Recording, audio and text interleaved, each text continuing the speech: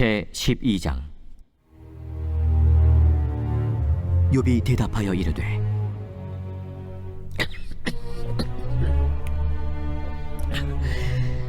너희만 참으로 백성이로구나.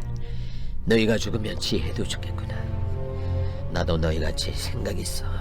너희만 못하지 아니하니 그 같은 일을 누가 알지 못하겠느냐. 하나님께 불러 아뢰어 들으심을 입은 내가 이웃에게 웃음거리가 되었으니 의롭고 온전한 자가 조롱거리가 되었구나.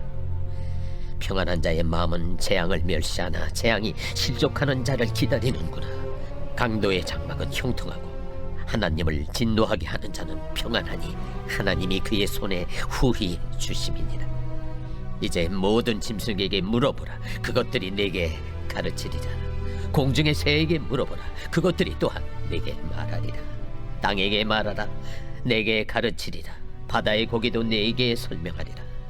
이것들 중에 어느 것이 여호와의 손이 이를 행하신 줄을 알지 못하랴. 모든 생물의 생명과 모든 사람의 육신의 목숨이 다 그의 손에 있느니라. 입이 음식의 맛을 구별함같이 귀가 말을 분간하지 아니하느냐. 늙은 자에게는 지혜가 있고 장수하는 자에게는 명철이 있느니라. 지혜와 권능이 하나님께 있고 계략과 명철도 그에게 속하였나니 그가 허르신즉 다시 세울 수 없고 사람을 가두신즉 놓아주지 못하느니라.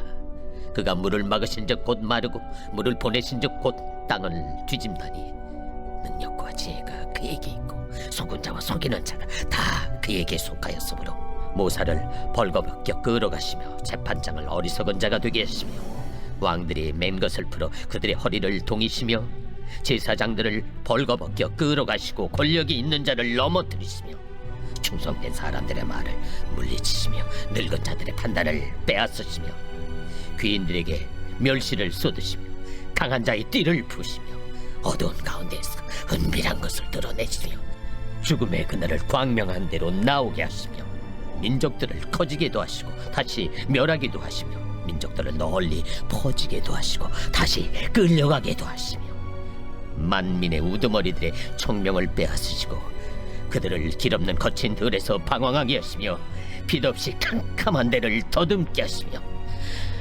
취한 사람같이 비틀거리게 하시느니라.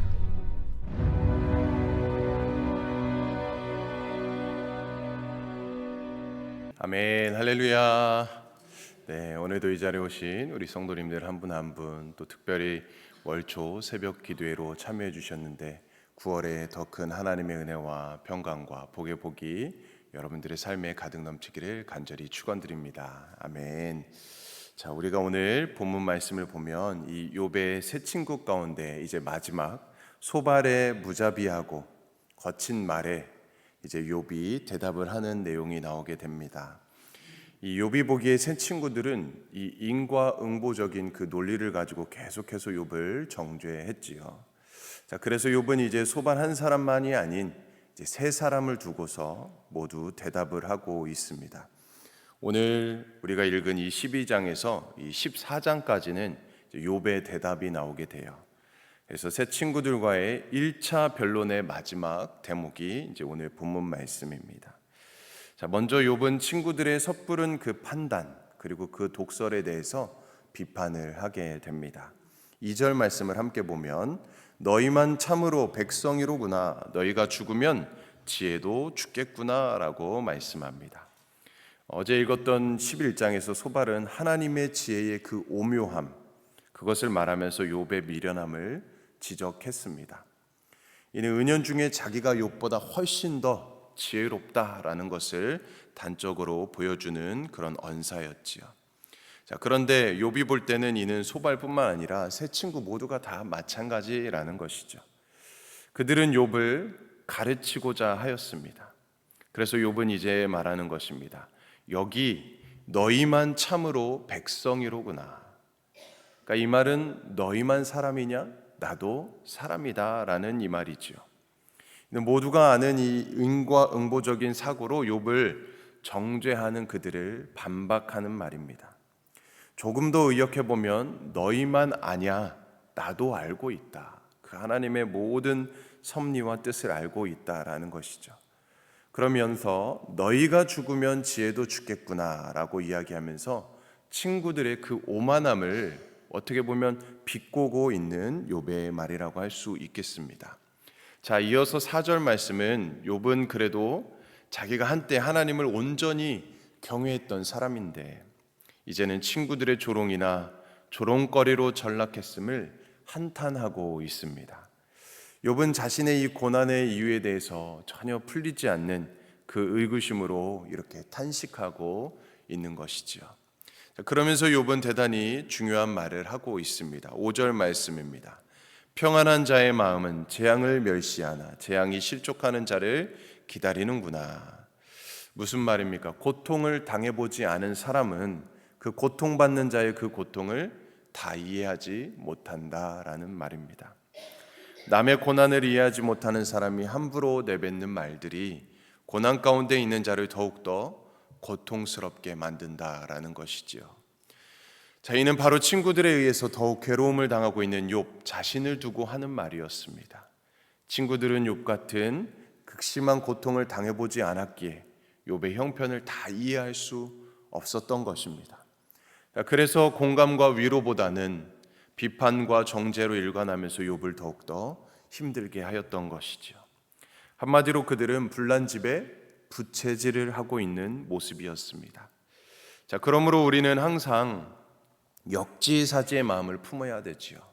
가진 자는 가지지 못한 사람의 마음을 알기 위해서 노력해야 되고, 힘 있는 사람은 힘이 없는 자의 그 권익을 먼저 생각을 해야 됩니다. 이런 마음과 태도가 인간관계뿐만 아니라 우리 사회를 바르고 건강하게 세워나갈 수 있기 때문이지요. 친구들은 욥과 같은 참혹한 고통을 당해보지 않았습니다. 물론 누구나 인생에 크고 작은 문제들이 있겠지요. 그러나 지금 욥과 같이 모든 재산을 다 잃어버리고 가족까지도 모두 다 잃고 심지어 본인은 질병 가운데 죽음의 문턱에서 생명이 왔다 갔다 하는 이런 너무나도 고통스러운 상황을 겪어보지 않았다는 것입니다. 그것도 본인은 하나님 앞에 이렇게 극심한 징벌을 받을 만한 이유가 없는 것 같은데 그 고통을 당해보지 않고는 이 친구들이 욥의 입장을 이해할 턱이 없었던 것입니다. 자, 그런데도 그들은 거침없이 욥에게 조언을 하였으니 욥의 고난을 전혀 이해하지 못하는 그 말로 욥에게 뭐라고 하였을 때 마치 그 말은 폭력과도 다를 바가 없었던 것이죠. 꼭 행동으로 때리지 않아도 말로써, 요즘 그런 말 있잖아요. 뼈를 때린다. 뼈를 때리는 그런 너무나도 심한 말을 욥에게 하였던 것입니다. 말로써 더욱더 고통스럽게 만들었던 것이지요. 자, 또 6절에서 욥은 친구들이 말한 이 인과응보적인 사고가 실제로 맞지 않다라는 사실을 말하고 있습니다. 이 세 친구들의 논리대로라면 강도는 벌을 받아야 마땅한데 그 집이 평안하다라는 것입니다. 또 하나님을 진노하게 만드는 자도 평안하게 지냅니다. 만약에 인과응보대로라면, 심는 대로 거둔다면 이 말은 맞지 않는 게 되는 것이죠. 실제로 하나님을 부인하는 경건치 못한 사람들이 형통하는 경우를 우리는 보지 않습니까? 자, 욥은 이 세 친구가 그토록 말한 인과응보에 부합되지 않은 사실들을 말하고 있는 것이지요. 자, 이를 거꾸로 말하면 욥처럼 하나님을 잘 경외하고 온전하고 정직하게 살아도 부당한 고난을 당할 수 있다. 믿음의 사람도 고난의 순간이 있을 수 있다라는 것입니다. 자, 계속해서 욥은 소발이 한 말을 맞받아치는 장면이 나옵니다. 앞에 우리가 어제 읽었던 11장 7절 이하에 소발은 하나님을 하늘보다 높다, 세월보다 깊고 땅보다도 길고 바다보다도 넓다고 말하였습니다. 자, 이에 욥은 오늘 본문 7절과 11절에서 하나님에 대한 이 지식은 땅의 들짐승들, 공중의 새들, 땅과 바다의 물고기도 다 알고 있다. 그렇게 이야기를 하고 있습니다.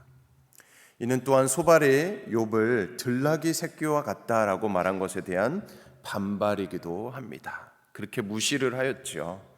자, 욥은 지금 소발과 그의 친구들이 자기들만 하나님에 대한 지식을 가지고 있는 것처럼 여기는 그 말들, 그것을 떠들어대지만 모든 이 땅의 생물들도 하나님의 지식을 가지고 있고 들나귀 새끼도 알고 있음을 말하고 있습니다.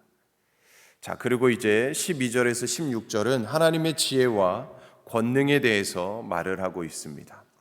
교만한 자세를 보여주었던 그 친구들의 그릇됨, 그 허탄함을 드러내고 있습니다.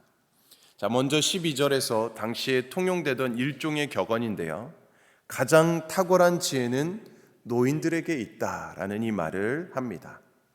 즉, 이 땅의 지혜는 오랜 세월 동안 축적되어 온 것임을 말하는 것이고, 또 그 지혜는 인생이 한계를 지닌 만큼 한계가 있음도 드러내고 있는 말입니다. 자, 이렇게 이야기하죠. 13절 말씀, 지혜와 권능이 하나님께 있고 계략과 명철도 그에게 속하였나니. 자, 인간 가운데 가장 지혜 있다고 하는 이 노인들의 지혜와는 비교도 할 수 없이 궁극적인 그 참된 지혜는 하나님께 있음을 말하고 있습니다. 자, 그리고는 욥의 세 친구의 이 지혜와는 감히 비교도 할 수 없는 그 지혜임을 말하는 것이지요. 자, 이어서 14절과 15절은 하나님의 권능을 말하고 있습니다. 역시 욥의 친구들이 하나님의 권능을 무시하는 그 교만을 버리지 말 것을 이야기하고 있는 것입니다. 자, 그래서 16절에서 다시 한번 능력과 지혜가 하나님께 있음을 말하고 있죠. 또한 속는 자, 속이는 자가 다 그에게 속하였다라고 하는데, 이는 인간의 잘못의 뒤에 하나님이 계시다라는 의미입니다. 자, 결국에 모든 것은 하나님께서 주권하고 계시다, 이것을 인정해야 한다라는 것을 욥은 이야기하고 있습니다. 그런데 이제 문제는 17절과 25절까지의 말씀에 있습니다. 이 욥은 초월적인 지혜를 가지신 그 하나님의 섭리가 인간의 지혜로 이해할 수 없을 만큼 모순된다라는 것을 여러 가지로 입증하였습니다. 즉, 인과응보의 체계가 전혀 맞지 않는 경우가 종종 있다라는 것이죠. 친구들은 하나님께서 죄를 저지른 그 악인들에게 그에 합당한 벌로서 고난을 주신다고 한 반면에 욥은 죄가 없는 사람들도 고난을 받고 무너질 수 있다라는 것을 이야기하고 있습니다. 죄 없는 의인도 쓰러질 수 있다라는 강한 암시를 하고 있는 것이죠. 자, 여기서 이해할 수 없는 하나님의 감추어진 신비가 있습니다. 욥은 하나님의 지혜가 사람으로 생각으로는 너무나도 엉뚱한 방향으로 무질서하게 진행되는 그 역사의 모순된 현실을 말하고 있는 것이지요. 자, 오늘 본문은 욥이 말하고자 하는 것은 하나님은 초월적인 존재다라는 것을 말하고 있습니다. 자, 그래서 이 인과응보적인 그 세 친구가 말하는 이 단순한 원리로 이 세상을 통치하시는 이 하나님을 재단할 수 없다라는 것이죠. 하나님은 공의로우신 분이시기에 악한 자를 심판하고 선한 자를 축복하실 것입니다. 그렇지만 그것만이 전부가 아니다라는 것입니다.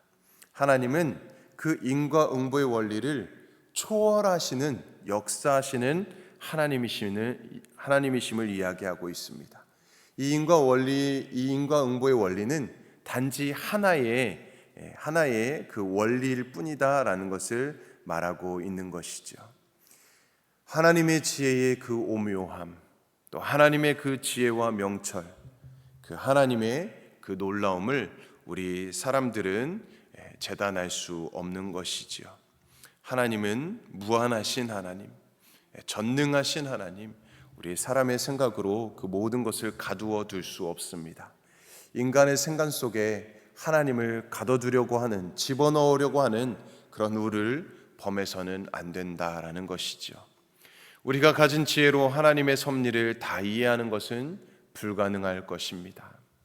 자, 그래서 욥이 말한 것처럼 이 하나님의 섭리 가운데 모순되어 보이는 일들도 많이 일어날 것입니다.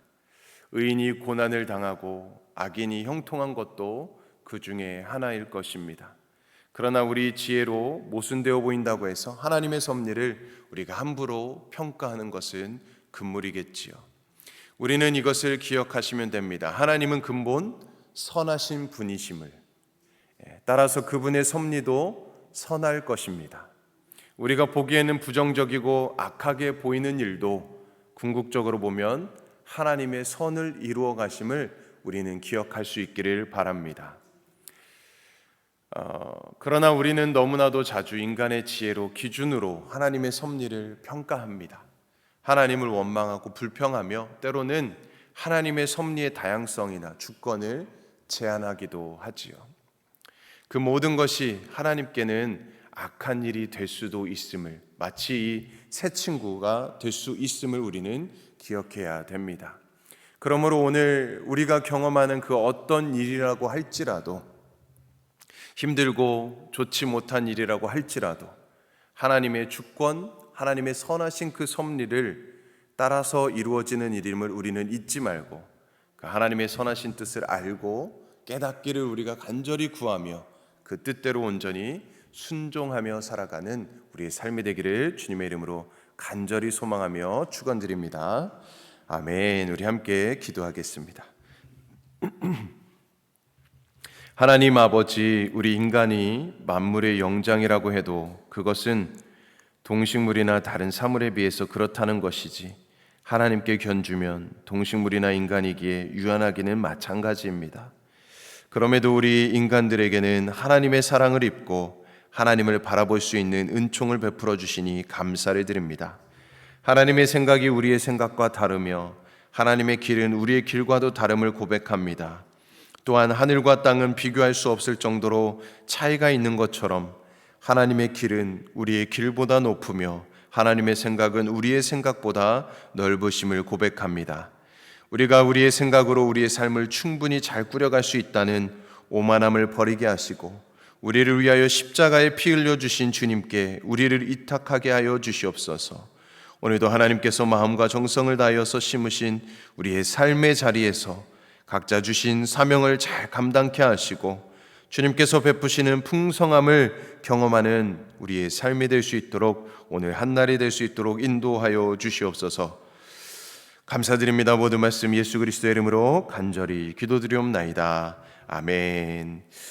내일 우리 주일 예배입니다. 주일 예배를 위해서 우리 성도님들을 위해서 함께 기도해 주시고, 또 오늘은 우리 미주 성결 교단을 위해서 기도하는 날인데, 특별히 우리 미주 성결 교단, 하나님 은혜 가운데 우리 교단이 더욱더 하나님을 기쁘시게 하는 교단으로, 건강한 교단으로 세워질 수 있도록, 또 우리 속해 있는 모든 교회들이 정말 건강한 교회, 하나님을 영화롭게 하는 교회들 될 수 있도록 기도해 주시고, 또 우리 미주 성결 신학 대학교를 통하여서 하나님의 귀한 종들이, 진리를 선포하는 종들이 세워질 수 있도록 우리 성결 신학교를 위해서도 기도해 주시고, 또 우리 뉴멕시코 이덕재 선교사님을 위해서도 함께 기도해 주시기 원합니다.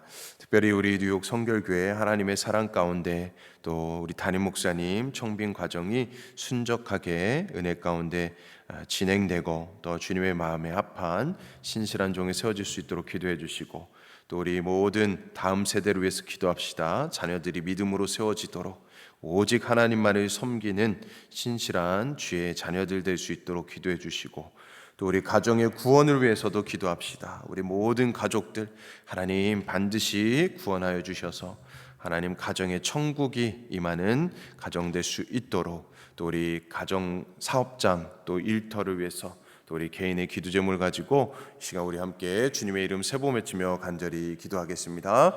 주여